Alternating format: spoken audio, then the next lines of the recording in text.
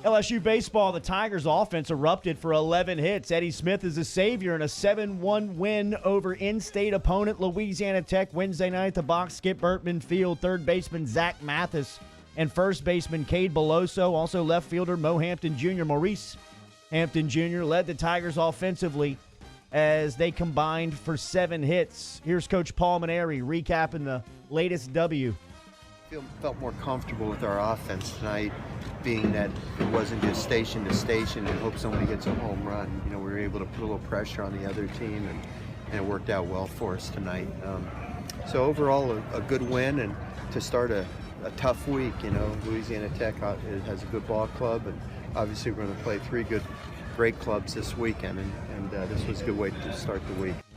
The midweek test has been passed for this week. Everybody can sleep easy knowing that LSU held their opponent to 1, scoring 7. And really the story was, it's all through the Advocate this morning, but the story was the bottom of the lineup last night. And maybe Pulmonary now hitting on some consistency. They use different lineups nearly every night of the season thus far. It looks like they're going to carry this one forward into the weekend. And at the bottom, you got Giacomo center field batting 7th, Maurice Hampton in left batting 8th. Nice job, Jordy. Maurice Hampton just looking better by the day. Reaches base all 4 times. Coach was talking about him in the postgame last night. Maurice was amazing tonight. Some of those balls that he ran down in the outfield, you don't see that happen too often in college baseball. We're used to it here at LSU. We've had a history of great outfielders through the years. I could start rattling off names, but I'm sure I'd leave somebody out. And Maurice is right in that category.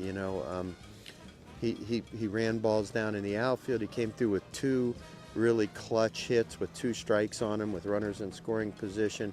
I thought he played a terrific game. So, that combination of him in left and Giovanni in center. If Giovanni would have run that 1 ball down in right center field and went in for the double, I'd really be excited about the way that we played defensively. I thought Cabrera did a really nice job in right field. I'll tell you, that wind made it really tough tonight, and I thought our outfield played great. All right. Tigers Coach are back in action confident. Friday by the way, night. Sorry, not to interrupt, but Collier Cranford batting 9th at shortstop was one of the surprises. Tigers are back in action Friday night for the Shriners Hospital for Children's College Classic in Houston. LSU will meet the Longhorns, meet Texas Friday with the first pitch scheduled for 7 o'clock at Minute Maid Park. Fans can watch Friday night's game and all other games during the weekend on Cox Sports Television or AT&T Sports Network. The games will also be streamed online at MLB.com. But as always, you can check it out on the LSU flagship, Eagle 98.1, with your pitches all weekend. So with LSU 7 o'clock on Friday night, there should be no disruption in LSU basketball at 11 a.m.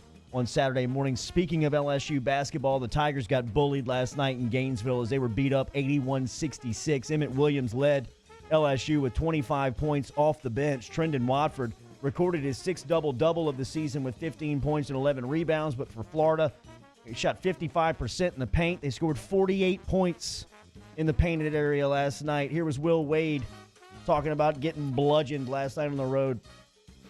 Yeah, it was just a thorough butt whipping from start to finish. They just dominated us. So not much we can say. I think the one bright spot was, Bishop has shown this in practice, and we just hadn't put him in. Obviously, with what happened with Manning, we knew we may have to play him, and I think Bishop showed that he can help us out. He guarded at a high level.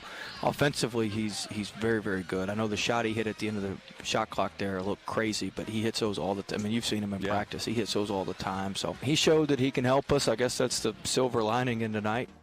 Yeah, what Coach Wade is alluding to there with Charles Manning, he was not in the game last night, and it was confirmed. Remember, earlier in the season, Charles Manning missed time, 4 weeks, with a broken bone in his foot. Well, he has broken that same bone in his opposite foot.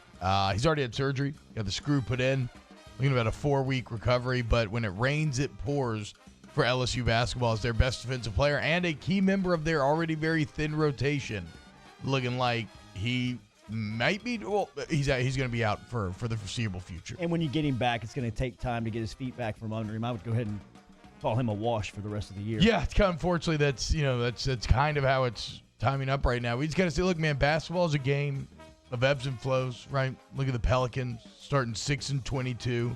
They're now back in that playoff race, so you just got to hope that you can catch a wave here as March begins. More from Wade last night in the O'Connell Center. We got destroyed. So Keontae Johnson destroyed us. Lewis destroyed us. We just got hammered. There's not a whole lot really to say. There's not a whole lot of analysis or anything you can say. We got our tails whipped, and so we got to do the same thing Florida did. Florida had a tough road loss at Kentucky and came back and whipped us, and we got to turn around and get ready to go home. And we're going to certainly have to play much better against Texas A&M. It's a huge night for Keontae Johnson of Florida. 37 minutes. He was 11 of 15 from the field, 2 of 3 from behind the arc. He had 25 points. And how about Nimhard, their point guard? 36 minutes of action last night, no turnovers. Quality point guard play from Florida last night as they look good. 81-66 winners. LSU back on the floor. Saturday morning, 11 a.m., Texas A&M at halftime.